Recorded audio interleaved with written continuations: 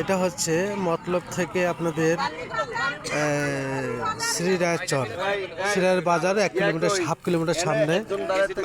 এখানে একটি private car দুর্ঘটনার কবলে পড়েছে, অটো সহ। গাড়ির নাম্বার হচ্ছে 352139।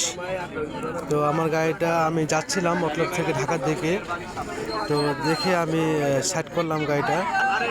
তো এই গাড়িটার ড্রাইভারকে সম্ভবত মেডিকেলে নিয়ে গেছে, যাত্রীও মেডিকেলে গেছে, গাড়ির কাছে বর্তমানে কেউ নেই।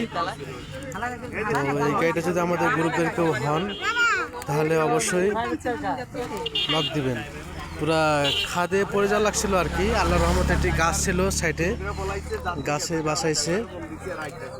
আর এটা হলো মতলবের রোড। এখানে দুর্ঘটনা ঘটেছে, সামনে এসে আমার গাড়ি সাইড করে রাখছি। এই যে গাড়ি, এই যে অটো সহ পড়ে গেছে আর কি সাইডে।